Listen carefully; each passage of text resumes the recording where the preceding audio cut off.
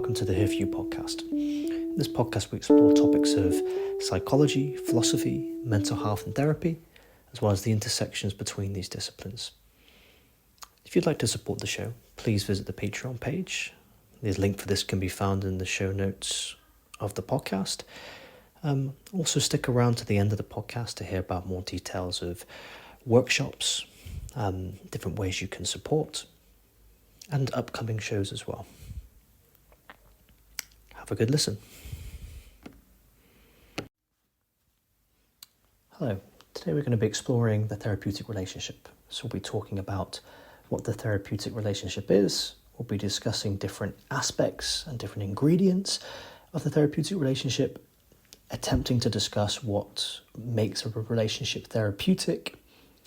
We'll go on to describe and talk about the impact of the therapeutic relationship, how a therapeutic relationship can be useful within a therapy context, what's the evidence base for that. Then we'll go on to talk about what this looks like in action. So what does this practically look like in terms of a therapeutic relationship, in terms of client work. Then we'll just address some controversies before talking about some reflective questions to go away from the podcast with and consider after this. Okay, so what is a therapeutic relationship? At its absolute most basic level, a therapeutic relationship is a relationship that is formed between a therapist and a client.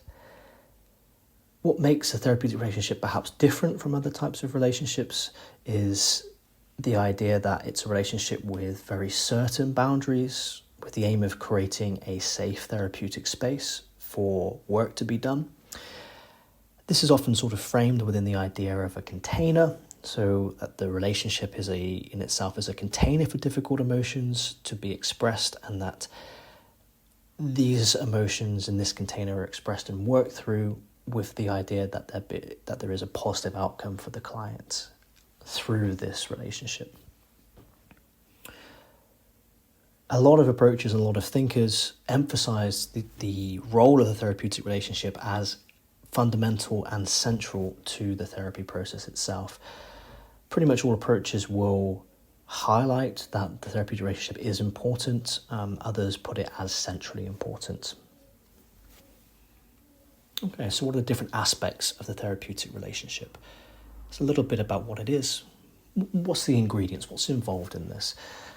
So this podcast today will focus mainly on Clarkson's 2003 book, The Therapeutic Relationship. In this, she outlines 5 different types of relationships, 5 different kinds of therapeutic relationships that are involved within therapeutic work. These 5 are the working alliance, the transferential/countertransferential relationship, the reparative/developmentally needed relationship, the person-to-person relationship, and the transpersonal relationship.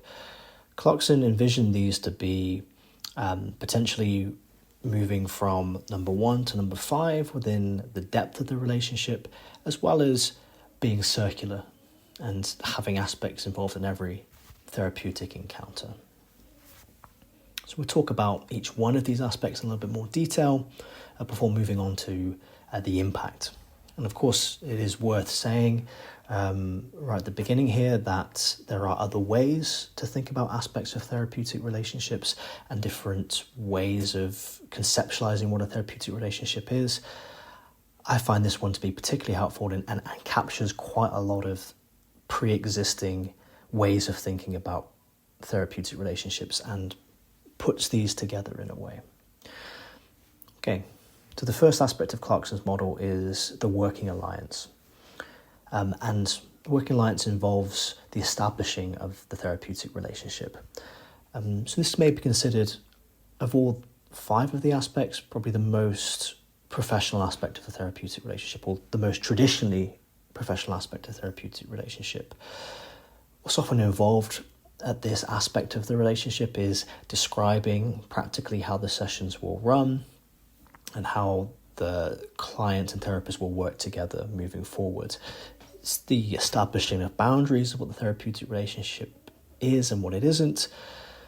And often this can kind of be in a sort of informal way through discussion, as well as through the use of written contracts and information about what the therapeutic alliance is and can be. It's important that this is, of course, mutually decided between therapist and client in a space that is contained and safe. In terms of models of psychotherapy, the working alliance is probably most aligned with the CBT approaches. It's not to say that this isn't also involved in many other types of therapies, but the term working alliance will be particularly prevalent within CBT approaches. The second aspect of the therapeutic relationship that Clarkson outlines is the transferential/countertransferential relationship. There's two aspects to this, so there's transference and countertransference. Very briefly, transference describes the way that client material can get played out within the therapeutic relationship, and countertransference describes how therapist material can come up within the therapeutic relationship. So transference describes a process that is client to therapist, and countertransference describes a process that is therapist to client. Clarkson describes the countertransferential relationship as the experience of distortion of the working alliance by wishes, fears, and experiences from the past transferred or carried over onto or into the therapeutic relationship. It's a direct quote from Clarkson's book, The Therapeutic Relationship. It's most aligned, this aspect of the therapeutic relationship, with psychodynamic/psychoanalytical approaches to therapy. And of course, as with all these aspects, they are entailed in lots of different types of therapy approaches. However, the transferential/countertransferential relationship is most associated with the psychodynamic/psychoanalytical approaches. The third aspect of Clarkson's model is the reparative/developmentally needed relationship, and this is the intentional provision within therapy of a corrective, nurturing, and replenishing relationship. This is often in the context of the absence of such relationships within a client's development. So this is the aspect of therapy that is corrective in some ways. Sometimes approaches use that word corrective in terms of this idea of you're providing a relationship for the client that wasn't there previously within their development, something caring, something nurturing. Most aligned with psychodynamic approaches as well, but also approaches such as psychodrama and a lot of the third wave CBT approaches such as ACT, DBT, this type of thing. The fourth aspect to Clarkson's model is the person-to-person relationship. This is often considered to be the core relationship in therapy, the idea of two people sitting in a room together, and is really grounded in the principles of empathy, congruence, and unconditional positive regard. These three aspects are the core conditions outlined by Rogers in a 1957 paper on a person-centered therapy. So empathy being the empathetic engagement with the client, congruence meaning a realness, a genuineness from the therapist, and unconditional positive regard describing a positive feeling that a therapist has towards a client that is without conditions. There's an authentic humanness that's shared between the client and the therapist at this level of the relationship. Perhaps this is most often aligned with humanistic approaches, such as the person-centered approach. The last aspect, the fifth aspect of Clarkson's model, is the transpersonal relationship. Of all of the five aspects, this is probably the most difficult to describe, and it exists with an element of mystery around it. Perhaps we can say it largely captures the spiritual elements of a healing relationship. This allows for the connection to something beyond the physical through the relationship of the therapist and the client. this is perhaps most aligned with Jungian approaches and spiritual-based practices.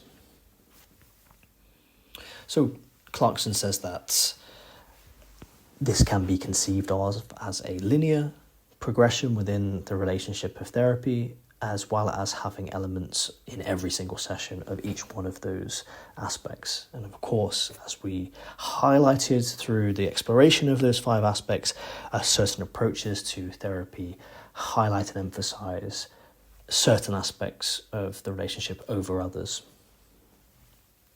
Okay, so there's some ingredients as to what makes a therapeutic relationship, different types of therapeutic relationship.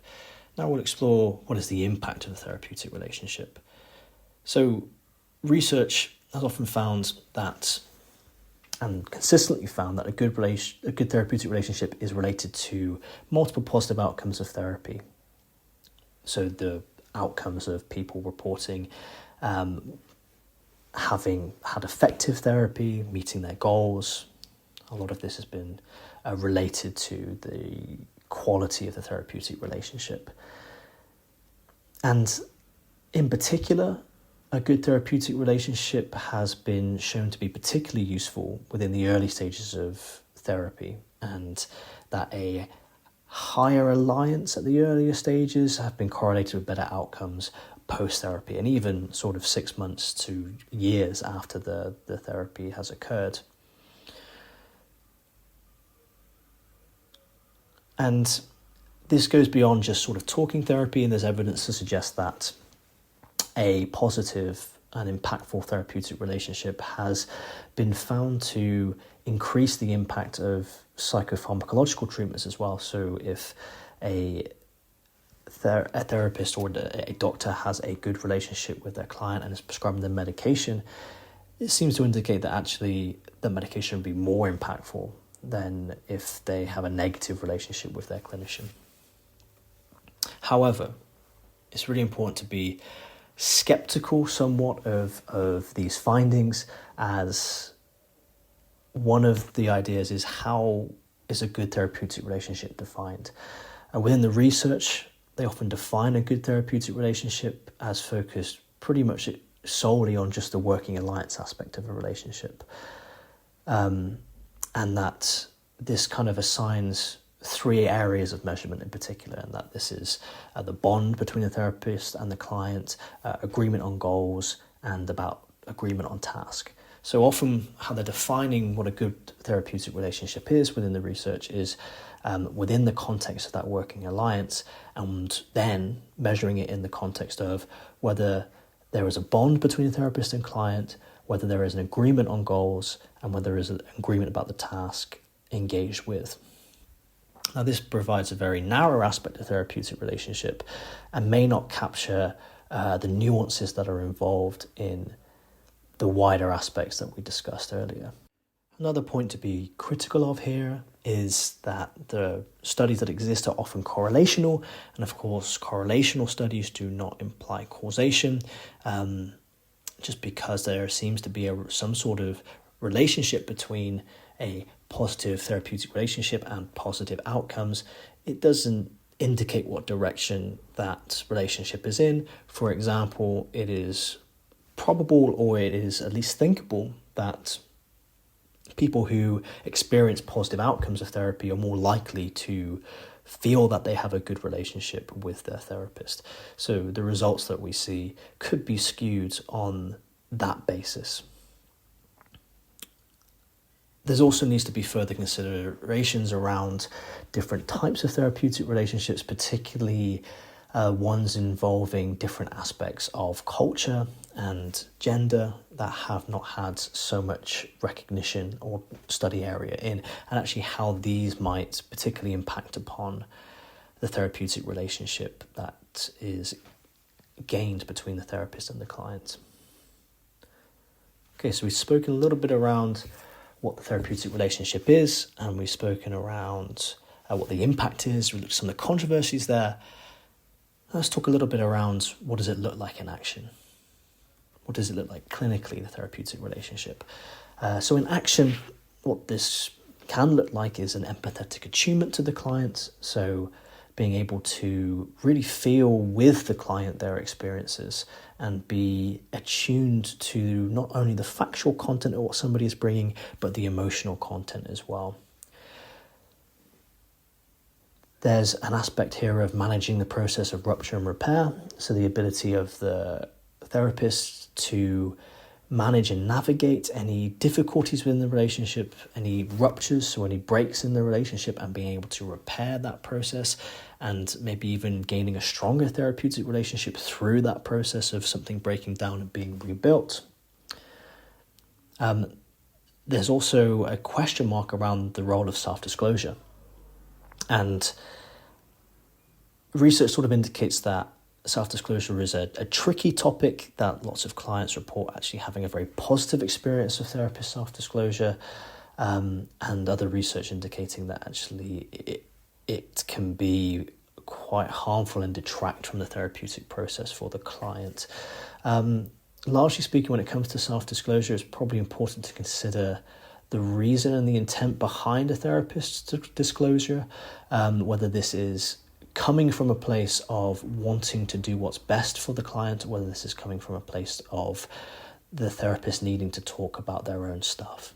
So self-disclosure is probably very useful within the context of a therapeutic relationship, but again, it comes down to the idea of intention and whether it is done in a way that is authentically for the client's best interest.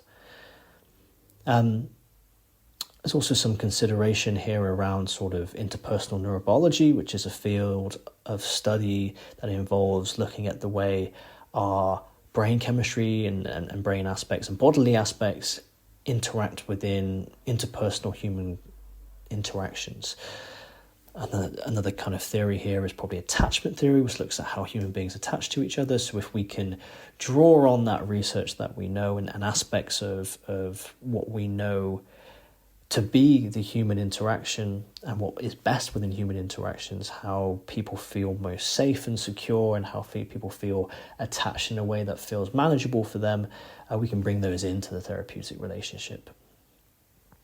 With a lot of aspects of therapy, there's a big emphasis here on the use of supervision and as well as using that sort of supervisee therapeutic relationship to inform ways of thinking about therapy work with clients. This is often kind of considered to be a parallel processing, which means the idea of in supervision paying attention to what might be coming up between a therapist and a supervisor and seeing how that might map on to anything that might be happening between a therapist and their clients. There might be very similar feelings and attitudes occurring within the supervision relationship that might be happening within the therapeutic relationship, and just paying attention to those what's often termed process issues. Okay, so very broadly speaking, today we've spoken about the therapeutic relationship. We considered it to be maybe at the heart of therapy, according to some thinkers. We've really reviewed Clarkson's 5 aspects model, and these 5 aspects being the working alliance, the transferential counter-transferential relationship, the reparative relationship, the person-to-person relationship, and the transpersonal relationship. The therapeutic relationship has been shown to be particularly important in positive outcomes to therapy. However, we need to be careful about how much we take this finding on face value, as there's various issues with making blanket statements such as this when we get into the nuance of correlative versus causational research, and how a lot of the research is correlational based.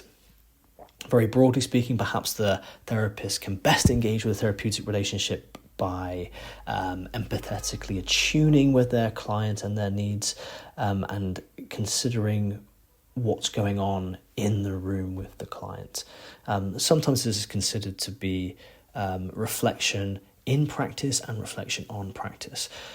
So the idea of reflection in practice is reflecting in the moment of the therapy and thinking, okay, what's going on in this moment and how can I use this reflection to inform how I'm engaging in the session as a therapist. Reflection on action is after afterwards, thinking, how did that session go? What do I think and feel about what was going on there, and how can I apply that in new sessions moving forward? Okay, so that takes us to the end of the podcast today. The reflective question for today is, why is the therapeutic relationship so impactful? So we've explored a little bit around that it is, and has been shown in evidence to be impactful. Of course, we've remained critical about that. But if this therapeutic relationship is impactful, why is it so impactful? What is it about the aspects of the therapeutic relationship, and maybe within the 5 aspects that we've spoken about today, that really make this a impactful relationship and perhaps make it different from other relationships? Thank you for listening today. I hope you've enjoyed, and speak to you next time. Thank you for listening to the show today. If you're interested in supporting the show, please do visit the Patreon link in the show description. There's various different packages involved in the Patreon page, right from just supporting the show to further access to additional resources and access to workshops. You can also visit us on the website hereforyoucounselling.com. That's hereforyoucounselling.com. Again, a link within the show description. If you'd like to book onto additional workshops, there's also a link to the Eventbrite page in the show description.